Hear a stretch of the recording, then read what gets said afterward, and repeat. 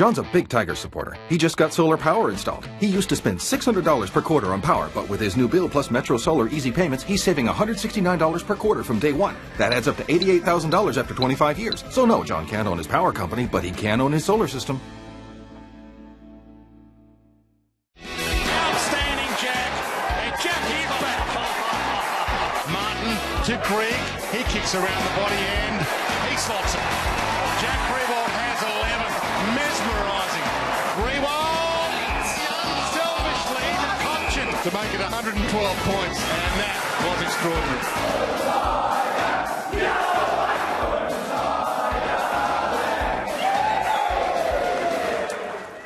It's a great time to have the Richmond skipper sitting alongside us here on Talking Footy. Trent Cotchin, welcome to you. A bit of a relief, I'm assuming, getting the win over the Giants on the weekend. Yeah, it certainly was. I mean, the pressure was on last week. We had a couple of really good positive meetings early on in the week, constructive feedback for individuals and as a team, and whether or not it was just those conversations or what we've been building over the last 2 or 3 weeks, we had a really positive result on the weekend.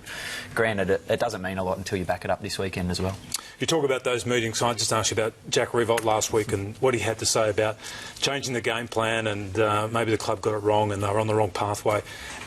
Part of the leadership group, did you sit Jack down and explain to him what he'd done wrong, or did you not need to do that? Yeah, well, my understanding was that he was rather disappointed in himself come Wednesday night, which was when the actual interview happened. I gave him a call because I was aware that he was a little bit emotional, upset with what he'd said and how it'd come across, obviously not wanting to put the club in a position where it was put. And Jack, being the passionate person he was, felt every bit of it. Yeah, he could have handled it better, could have said better messages, but we did sit him down the next day, had a conversation. The great thing about Jack is he a lot of the time he actually will fight the reason why he said something, but this time he actually put his hand up and said, look, it just came across the wrong way. I love talking, and the more I spoke, it just got muddled and the mixed message was the wrong one. What are the Richmond boys like, though? Because generally, at the footy clubs that I played in, it was always have a bit of fun with the boys. I mean, if they've done something wrong, it's dealt with, but then you sort of almost tease them. Is that what it's like at the Richmond Footy Club? So he's dealt with, and then, like, leading up to the game, you obviously had to travel. Do you poke a bit of fun at him? Well, it's almost cheeky reminders that he did step foot out in the wrong direction, and I think Lids was on radio today saying that we're going to auction off his marquee card that he needed for Thursday's getaway. So that's nearly the funniest vision of the year for me. What was he thinking? Jumping the back fence, and there's camera crews everywhere. He hasn't got a marquee ticket, and there he is. The worst part about that is his cheeky little smile on the way through. I mean, I just hope that he understands what it brings to the footy club, and I think he does. And the thing we love about Jack is he's a very passionate person. He wants the club to succeed, and that's why he's the way he is. A lot of footballers are superstitious. Is Jack superstitious? To an extent. Okay. So is he going to be buying a train ticket every Thursday now that he's kicked 11 goals? Yeah, he might drop a comment every Wednesday, followed up with an escape from the club, and then put the pressure on himself to perform. But credit to him, he really did. What's he like normally? Because before the game the week, but actually at half-time the week before, there was a lot of talk that he sat there, he was quiet, he wasn't getting around his teammates. And then obviously on the weekend he was up and about, and he's had a spring in his step, and there was vision of him being... was it three-quarter time? Yeah, and getting around the guys. I mean, what is his demeanour normally? On the track, he's probably a #1 speaker. I mean, it's not a strength of mine, so there's other guys that you need to stand up and fulfil that role. His past probably 6 weeks have been fantastic, whether it be in-game or on the track. I think it's just every now and then the media captures a moment where he might have been taking 2 or 3 deep breaths in at half-time for the first 3 minutes and then stood up and chatted all he does. But he does love to talk, and that is what he is. Hey, Trent, it's a high-pressure industry. You make a final last year, the excitement of the Richmond fans building to hopefully top 4, and then the start of the year has been a disaster on every level. How hard has it been being the captain of a side going through this? Yeah, I mean, the pressure comes. I think you're a very proud person. You don't want to lose matches of footy. We're all here to win them, and to have your backs against the wall is a challenge. But I think as a group, we're coming through the other side now. Obviously, the weekend's game, everyone's questioning where GWS are at. But for us, it was about playing the way we wanted to going into the game for 4 quarters. I don't think we've done that all season. We did that. And it's just about guys learning from what's been happening in the first couple of months. What do you... I mean, Jack Riewoldt talked about the game plan changing. Now, let's presume that hasn't changed. What has brought about the change, though? We put some stats up there a couple of moments ago about how you're moving the ball now in the last 4 weeks compared to, say, the first 5 rounds of the season. Yeah, I think it's the consistency of the message from more so the playing group out on the field. We're put out there to execute a game plan. In the first part of the year, we probably weren't. We were slower than we ever had been. People were commenting about that. It's just about getting the confidence up and making sure you back your teammates in. And we've spoken a lot about one-on-one contests. When we're winning the majority of those, you give yourself a really good chance. You look at the Sydneys, Geelongs, Hawthorn, Port Adelaide, a lot of their one-on-one wins go a long way to getting the ball in their half and then therefore scoring. So if we can do that on a more consistent basis, I think we give ourselves an opportunity to be in games longer than most. Mate, as skipper, you said you lead by example the way you play. I don't know whether you've seen the footage of Nick Maxwell giving Fasolo a bit of a spray on the weekend, but as captain, are you able to do that? Do you do that? If there was someone out of line, whether it be a Delidio or someone like that, are you the sort of captain that would look at them and say, doing the wrong thing? Yeah, I think I question it. Whether or not it's demanding enough, that's probably a stepping stone for me as a leader.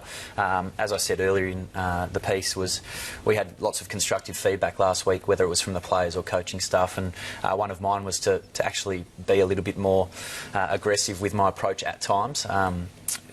Coming into being a captain as a younger player, I probably tried to find a passive and a relaxed way, especially with a younger group. I tried to just make everyone comfortable and sort of get the best out of them. That's how I felt it was going to work, but the feedback is that I need to become even more demanding, which I'll be working on. By the way, the match review panel looked at that. They thought it was insufficient force, and they haven't cited Nick Maxwell for that at all. Dimmer, how's he gone this year? Because obviously the players are under pressure, the club's under pressure. No one would feel it more than the coach. I think he's been fantastic. I mean, every time he presents himself in the media, he speaks positively of how we're going. Even though the results haven't been falling our way, he's always got something that he wants to promote, that we're doing well. And inside our 4 walls, we love him. He has some really great ideas. We weren't executing them earlier in the season. We've tinkered with little parts of our game plan. There hasn't been any dramatic changes, but I think every team's doing that. And credit to him, he and his staff, the other football coaches, have been fantastic in the way they've approached each week, trying to change little things where we can get more energy in the group, or maybe tone it down a little bit. But we're trying to just encourage that consistent training. Is it true he sat down in front of the group, Trent, and asked for a bit of feedback and asked how he could get better? And if so, what feedback did you give him? Yeah, it was. I mean, it was just part of that group exercise. Myself and Lids did it as well, and there was a couple of other senior players. Not easy giving the coach feedback. No, it isn't. And I mean, credit to the guys who actually spoke up. And there was a number of them, whether it was young players or senior players. And I think the fantastic thing about our group and Dimmer is that he has relationships with people, so people are comfortable to actually talk about where he can improve. And probably a little bit like me. I mean, with a younger group, you feel you have to nurture players and so forth, whereas they've said, mate, if you're thinking something, just whack blokes. And naturally, that's how he is. And at times he does it for the group, but we feel that individuals he can probably put the heat on. He has done it at times, and it's worked. Did Jack just say, maybe just kick it to me and the goal's better and I'll do the rest? No, he didn't. Mate, Dustin Martin had an indifferent off-season. Lived with you for a little while, I believe, didn't he? Yep, last off-season. How do you think he's tracking this year, and was that the wake-up call that he needed? He's had a really consistent year. Last year he finished second in the best and fairest, I think. His consistent year by far, and probably his most consistent year on off the field as well. And this year he's taken big steps forward again. He's doing some work with the KGI Institute upstairs. He spends a lot of time with Mark Williams or Chock. Just learning about life, not just footy. And I think the great thing about Dusty, he's actually a really genuine person, cares a lot about each individual within our club, but also people away from the footy club, and he's just continuing to learn, and that's the greatest thing. He's probably at a stage now where he's actually starting to have the maturity of the age that he actually is, whereas he came in as a younger guy and didn't quite understand what was required. Lots of tweets coming through wanting to ask our guest a question, and this is from... is it Ned Man? Cotchin, being a premier midfielder and having been heavily tagged at times, do you understand why Gazza got frustrated on the weekend? I certainly understand why you get frustrated. I mean, to be scragged at every stoppage, I didn't see the game, but my understanding was that every time he got rid of the footy, they just dragged him down and tried to wrestle him, which takes a lot out of you. And that's probably where you rely on your teammates or the umpires to help your head a little bit. But what about this night when you got mugged completely here by Brett McCaffer? Look, to be completely honest with you, he played within the rules for that night. Do you really think so? I think they've changed. Yeah. And on that night, he did changed after that. He didn't get any free kicks against him, so I think it's a credit to him, and he beat me on the night. And that was the thing that frustrated me with people saying that I was whinging and so forth, outside sources, and so I honestly thought that if he was getting away with it, obviously he's playing within the rules. Yeah. He's done a great job. Obviously, I think he came out and said that he had to change his tactics in a small way, but I mean, credit to him. Big night Saturday night. You've got the special Indigenous jumper on your lap. You want to hold that up for us. Dreamtime at the G is one of the great fixtures. Saturday night footy, Channel 7, and that will be the Tigers' jumper. Yes, it is. It's our fourth season that we've had a jumper designed for us, and this year's the first year that our VFL team will be wearing it as well. So hoping that it's a trend that follows on from years to follow. Yeah, great stuff, Trent. Great to catch up with you. Good luck on Saturday night against the Bombers. Should be a great game. Dreamtime at the G with the Richmond skipper, Trent Cotchin. After the break, should Travis Cloak be dropped? And can Port Adelaide win the premiership? That's all coming up on Talking Footy.